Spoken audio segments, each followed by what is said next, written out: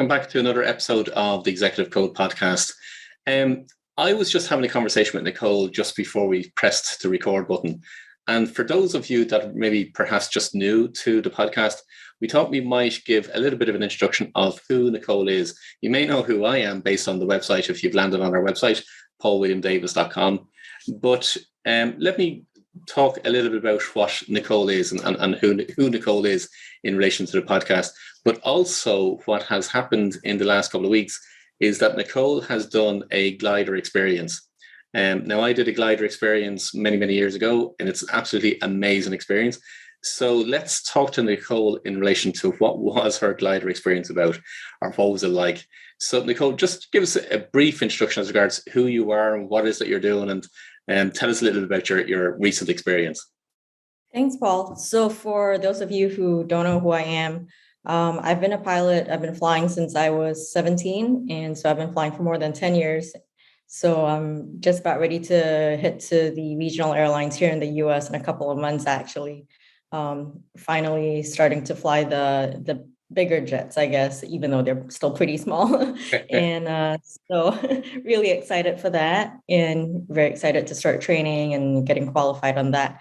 And I recently did a glider flight. So, for those of you who don't know what a glider is, it's basically it looks like a small aircraft, but it doesn't have an engine. So how it works, it's towed up to altitude, whether it's 3,000, 4,000, or 5,000 feet by a tow plane that's connected to the glider by sort of a cable. And, once you get up to that altitude, that cable is released and you're just gliding on your own using the thermals on the ground. There's no engine, of course, so you're literally gliding to Earth. That's what it means. And it was an amazing experience, very peaceful because there's no engine to make all that noise, like how it is usually in small aircraft. You don't even need a headset to talk to, the instructor behind you in the glider because no engine noise again. And so it was an amazing experience. It was my first time in a glider after more than 1,300 hours in, powered airplanes with engines. So it was a really different experience. And I'm hoping to do my glider rating at some point in the future. So we'll see. Right. And for those that, as you can hear, Nicole is a pilot. Okay, that's what she does. That's her career. I'm not a pilot. I have flown a few multiple different types of aircraft, but you don't have to be a pilot to fly a glider. So for anybody that is not afraid of heights and wants to experience something different in an aircraft, a glider is an absolutely amazing experience to try. And again, you've got an instructor behind you. He or she looks after everything for you. So you can really just enjoy the experience. For me, it was a case of when we were coming back into land, we were gliding along the ground, maybe just a foot or 2 feet off the ground for a short period of time until actually it sat down on the grass, and it was just a phenomenal experience. So I just thought we'd share the recent experience that Nicole had in the glider just with you guys as listeners. And I might even encourage you to do your own glider experience. It's one of those things that you really would love to get done before at some point in your life. So let's kick off in terms of, so what Nicole does here in terms of the podcast is she researches a number of different questions of what will be interest to our members within the community, and also what will be of interest to herself and maybe colleagues that she works with as well. And so she researches the questions and what are the things that people want to know a little bit more about when it comes to personal mastery and helping them develop their business or develop their career. So what Nicole does then is she brings those questions together and we jump on a Zoom call like what we're on right now at the moment, which means that you can actually watch the video on our YouTube channel, or you're listening to the audio right now at the moment, perhaps on your favorite podcast channel. And what we do is we just answer those questions. So Nicole, what have you got for us in terms of a question for this week? So my question this week is, how can we improve work-life balance from both the employee and employer perspectives? And what are some things a person should consider when looking for a job in terms of work-life balance? Okay, cool. When I had a look at this question, the first thing that popped into my mind to be quite honest with you, is that, and it's probably a phrase that many people would have heard before, and I know you've seen it before, Nicole, because we've had previous conversations on this on previous episodes. When you're doing something that you love, it actually doesn't feel like work. So the whole question about work-life balance doesn't necessarily have to come into play. So think of it from the perspective, okay, so we just had a conversation about, your glider experience. But when you're flying, I can guarantee you now, if it's flying along the lines of what we discussed before in terms of your pilot's manual, you will not perhaps feel that that's like work. You actually really, really enjoy the flying, and you want to be in an aircraft most of the time. So when it comes to work-life balance, when we're doing something that we absolutely love doing, it doesn't feel like work. Now, when you're not, and that's, I suppose, really what I would encourage people to maybe think about, when you're not doing something that you love doing, it's going to be causing stress.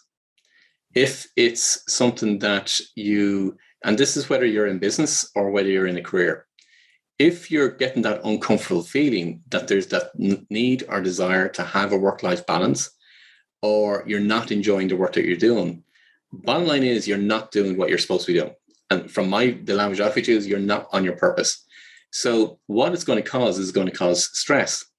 When you're working on your purpose, you're actually producing what's referred to as eustress. So eustress is positive. So it's giving you that motivation as well. So it's eustress, is not de-stress. So when you're doing work that's causing you stress, well, then that's when you're going to want to have a work-life balance. When you're doing work that's in line with what we've discussed before in previous episodes, whereby you're working in line with your genius role, you're working in line with your genius drivers, and you're on your mission or your purpose, it's like you're on a vocation, not a vacation. You're on a vocation. You see your love for your life and your love for what it is that you're doing as being a vocation. So therefore, you're constantly moving forward and striving to be better in what it is that you're doing. Now, I just want to say that up front from the perspective of understanding why you may be craving a work-life balance. But let me put it this way, there's millions upon millions upon millions of people out there in the world that are not doing or living the life in line with their purpose, and therefore they're doing work, either as an employer or as an employee, that is not completely in line with their purpose, and therefore it's not in line with their innate abilities, meaning their genius role, their genius drivers, and everything else that we discussed with before. So let me put it this way. There would have been work that I would have been doing in the past. So let me explain it. So I trained as an accountant. I don't do accounting work anymore. I don't even do my own accounts in my own business. So I trained as an accountant. That's the skills and the competence that I developed. But it wasn't in line with what I'm to do. Is it beneficial in what I do? Absolutely is, because when I'm working with somebody to help them build and grow a business around what their purpose is, it's of huge benefit. But it's not in line with what I'm here to do. So now when I'm doing accounting work, or if I was to do accounting work, or when I did accounting work, it would have caused me stress in actually doing that work. And that's the difference. So really what you want to understand is the distinction between when you're doing something that's causing stress or when you're doing something that's causing you stress, meaning something that you love doing and that you're passionate about. So that's the first first distinction. But so what happens when somebody is looking to have that work-life balance? Again, whether as an employer or an employee, and the first go off, absolutely critical, is self-care. I cannot emphasize it enough. So now, self-care is two sides. It's care for yourself, but also what I want you to consider, that it's self-care whereby you're allowing others to impact you, because that's also care for yourself. Self-care is for you, is what you do for yourself, but the other side is what you allow others to do to you as well, and what is the impact that others have on you. So let me put it this way: if you're in a job and you're not being valued, you're allowing somebody to have an impact on you, and that's not full self-care. So self-care is two sides. All right. Now, so when it comes to self-care and you looking after yourself, well, then the three pillars that you want to be looking at is rest, diet, and exercise. And we don't necessarily have to go into any detail in any one of those, because most people would know, how much rest that they're currently getting and how much rest they actually need. Now, some people can live on, a very few hours of sleep in the nighttime. Other people need a decent number of hours of sleep, and that's somewhere between 7 and 8 hours. And when it comes to rest, why I always guide clients is that the more you're in bed and lying down in bed, either reading a book or whatever it be, by 10:30 in the evening time, well, then now you're kicking into the clock cycle of your body, and therefore you're going to get a much more restful sleep. But if you're to look at rest, and if you're not getting a restful sleep, well, then what's actually causing you not to have a restful sleep? You could be stressed out about something. You could be on your social media. You could be looking at your phone or stressed about the meetings that you're going to have tomorrow or whatever it be. So if it's not a restful sleep, well, then it's looking at what's causing that unrestful sleep, let's put it that way, if there's such a word. Diet, most people will completely understand that. We'll know for ourselves as regards whether we're eating healthily or whether we're not, and whether we're getting enough water into our system or whether we're not. So anybody can do a self-assessment on that. But yet, if you go back on previous episodes that we recorded in relation to developing habits for success or developing good potential or good positive habits, well, then diet typically will come into that play. Exercise, the same thing. Are you getting sufficient exercise? So self-care will cover those three pillars. But again, I really want people to understand it's care for yourself, but also allowing other people to impact you also has from a self-care perspective. Other tips maybe to look at is, what are the boundaries that you're setting? So when you're self-employed or whether you're an employee, and especially over the last couple of years where we've gone through 2 years of a pandemic, and we've gone through for pretty much nearly everybody, because people in the front line were doing their work all the time anyway. So it was as such no difference to them in how they operated in their work. But for the vast majority of people were working from home, they were working remotely. But that causes a lot of issues in terms of now the lines between work and life are very, very vague. And that's where boundaries have to come into play. So there's been a lot of talk in the media over the last number of years in terms of, even bringing in legislation from the perspective of, do we have rules whereby we cannot contact employees, or employees don't have to respond to, for example, emails or phone calls that come after a particular working hours. So that's something that's been discussed. But all of that's doing is trying to set boundaries for an individual. So anybody, I suppose, really what I'm trying to encourage is, what are the boundaries that you need to set in relation to your home life versus your work life? Whether you're self-employed or whether you're an employer or whether you're an employee, the same thing applies.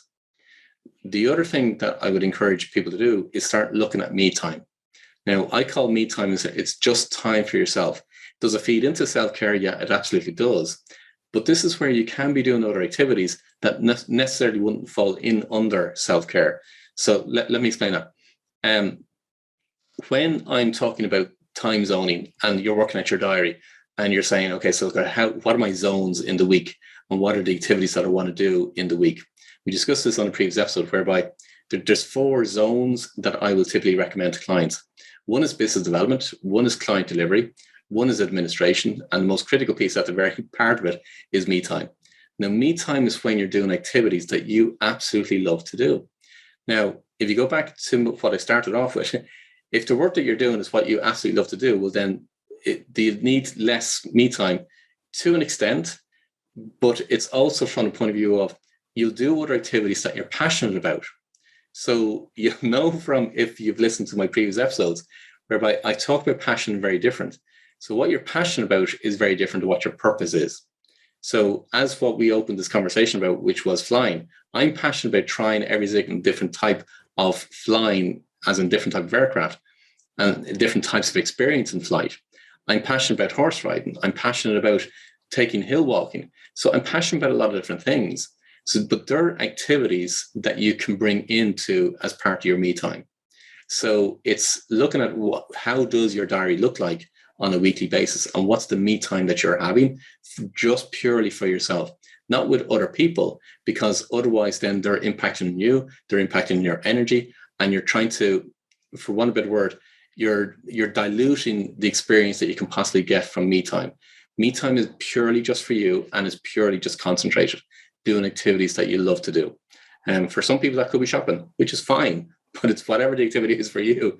It's building that into your life. And that's now how you can start to bring in what people would refer to as a work-life balance.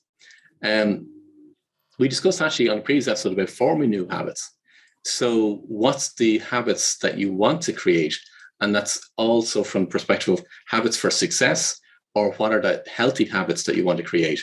So look at what it is that you're doing in your life that you may want to do less of, or what are the things that you want to do more of, and then start to form habits around what it is that you want to do more of that are healthy and that are bringing you towards success. One thing that I come across a lot of people in terms of getting work-life balance is overwhelm, or that feeling or that sense of feeling overwhelmed. Now, overwhelm can lead to burnout. And that's absolutely what you want to avoid. If you do some of the things of what I've talked about in terms of self-care and having me time and setting boundaries, now you're going to start to avoid burnout and you're going to start to avoid overwhelm. Overwhelm is a feeling of being out of control. So what you want to ask yourself is, what do you need to do in order to feel more in control of your current situation? And one of those very simple things is just listing out everything that you feel you need to get done and get it out of your head and write it down on a piece of paper or a notebook or whatever it might be. The more you write it, the better it is, meaning you don't do typing, as in keyboard typing into a computer and so on. The more you write it, first of all, will have a much more impact as opposed to keyboard. You can then transfer that writing into a system that you might use on your computer or your smartphone or your laptop or whatever it be. But the first protocol, what I would recommend, is actually doing handwriting first of all. And what you're doing is you're getting it out of your conscious mind out onto a piece of paper. When it's out on the piece of paper, now you can start to look at it and start to prioritize it, and then also see what is it that you need to get done in the short period of time. And now you're starting to build those building blocks of being more in control of what it is that you need to do. So that's how you start to kind of preempt or prevent overwhelm and burnout. What fundamentally, again, it goes back to what I said at the very beginning. If stress has been caused and you're seeking a work-life balance, ask yourself the fundamental question: what's causing the stress? Is it the work that you're doing? Is it the environment that you're in? Is it the people that you're with? Are you being valued in the work that you're doing? Are you being valued as a person in the work that you're doing, either from clients or from your employer? People need that acknowledgement, that recognition from other people to know that what they're doing is of value.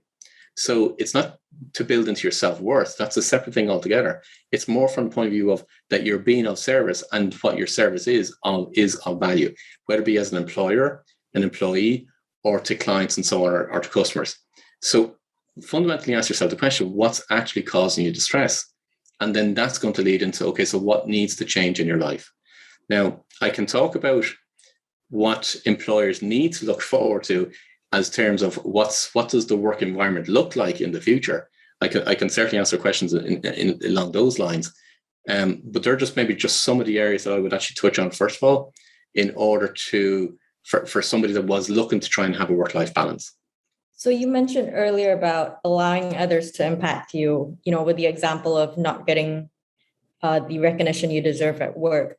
Did you mean that we should perhaps change our environment, get a different job so that we are in an environment where we're getting the rewards and the recognition we deserve?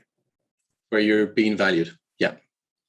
It's funny because there was one member that posted in the community recently, and I think she was 6 or 8 months in her job. And for the first time ever, it was the first day that she had it, whereby she was actually valued for the work or the contribution that she was making.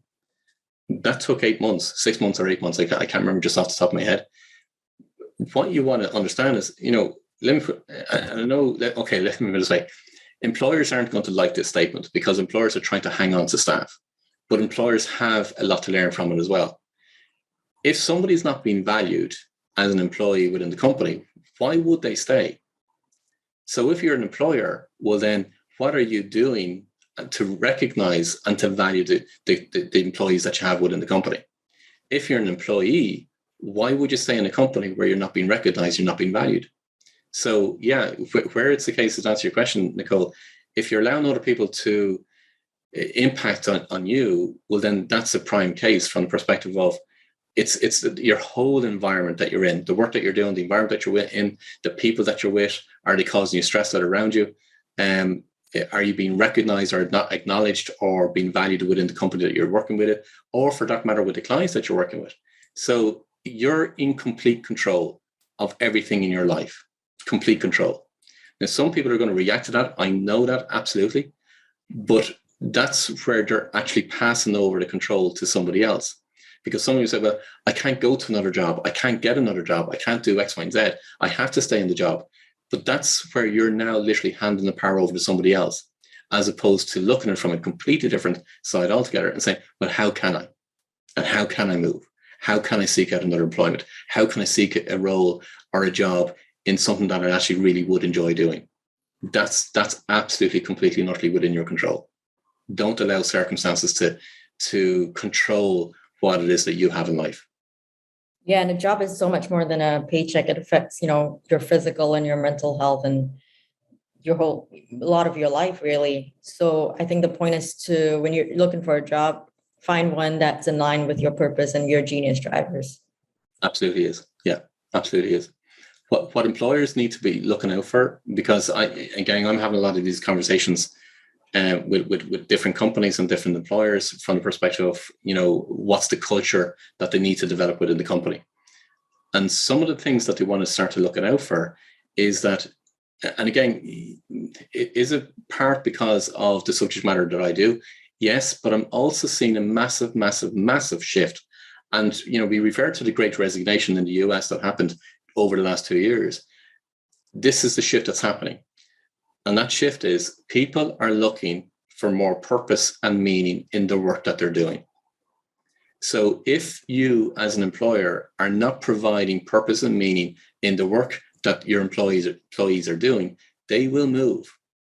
So if you want to attract employees and you want to retain employees, employers have to shift their focus and their culture within the organization to more bringing in purpose and meaning to the work that they're doing.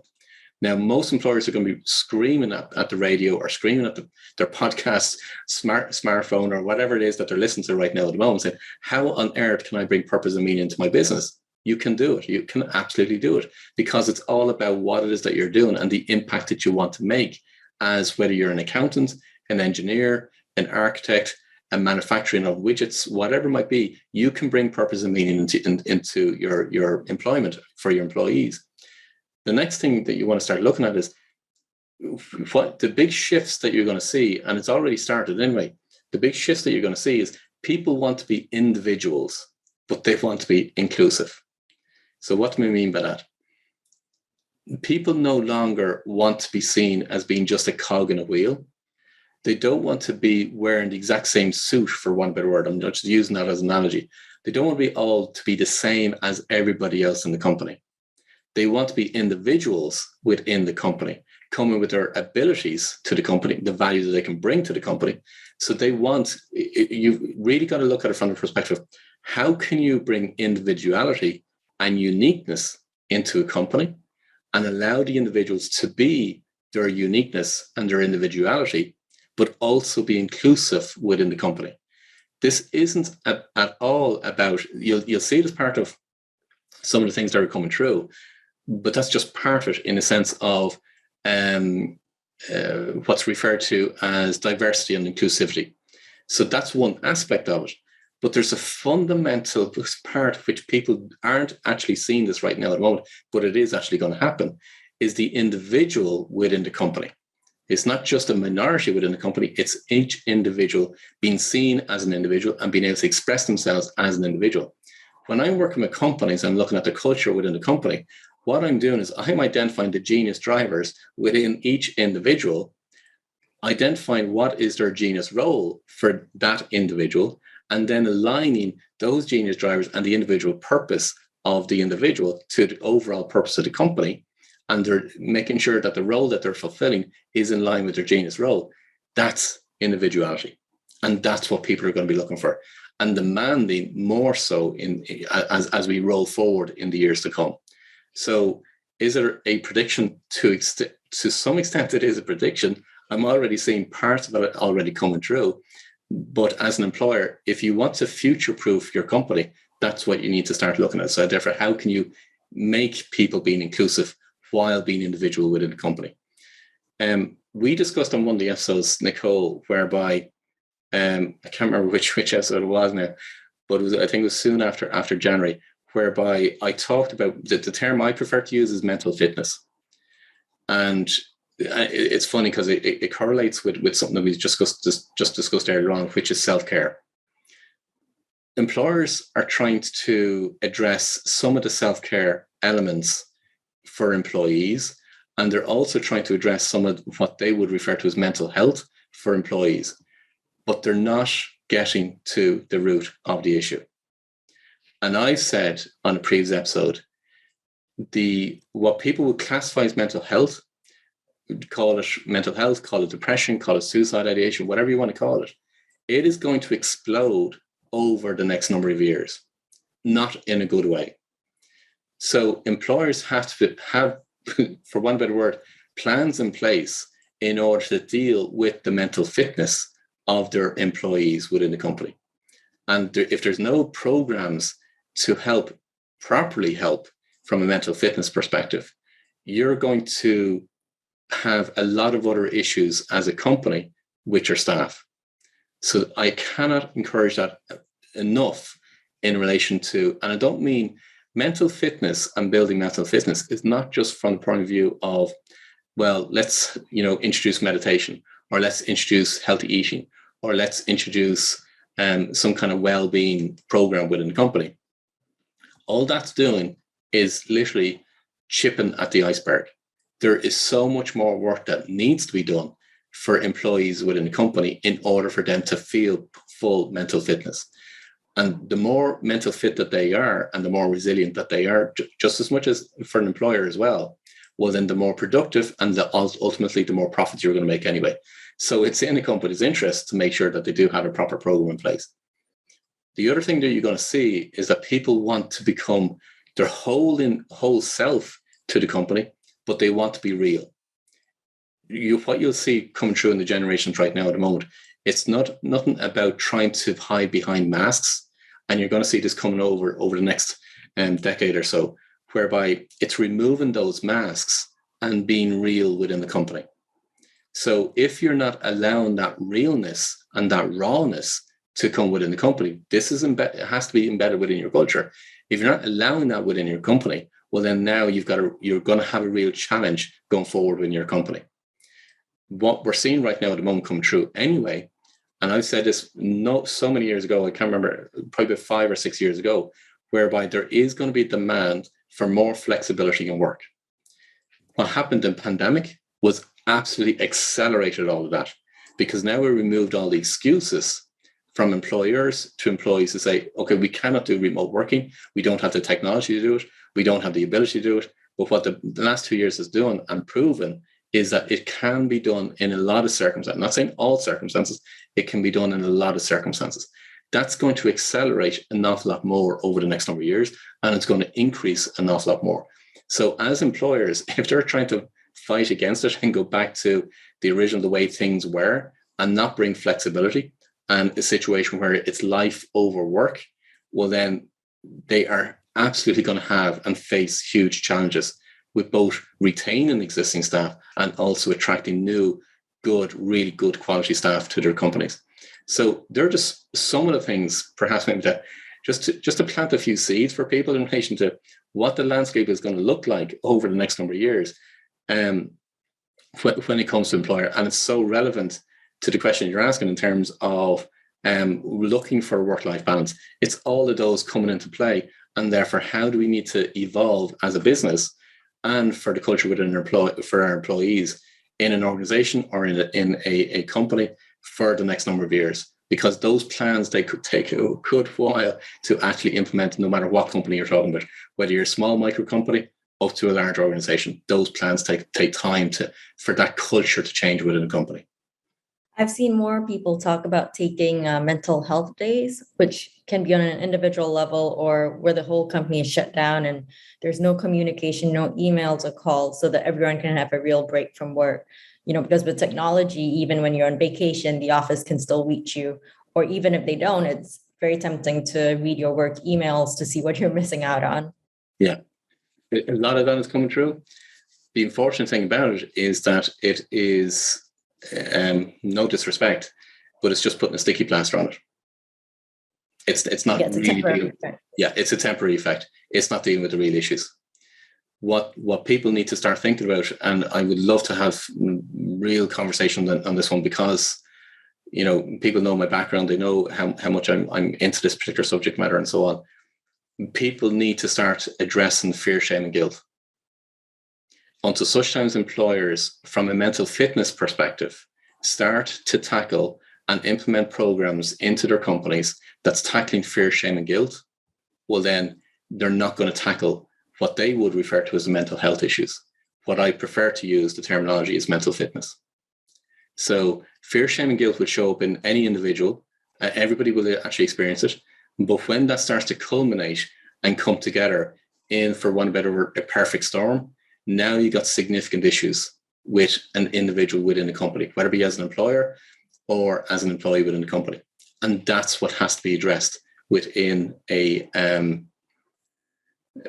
program of intervention within the company in order to bring that into the culture. So therefore now you're avoiding the situation where people are suffering either from overwhelm, from depression, from suicide ideation, from the typical symptoms that would show up from a mental fitness perspective. Absenteeism, productivity, withdrawal, all that kind of things. All of those are just symptoms, but it's actually down to we've got to address the fear, shame, and guilt and address the traumas that are within individuals that people won't necessarily talk about. It's not, you don't have to talk about the traumas. It's about how do we neutralize and how do we dissolve those traumas that are in an individual's unconscious that are trying to get out in order to be resolved. That's just some of the elements as a proper mental fitness program within a company or within an individual for that matter. And they're the issues that need to be addressed, not just the prescription of have more exercise, go for a walk, do some meditation. All of those are literally just putting sticky plasters on the problem. They're temporary fixes.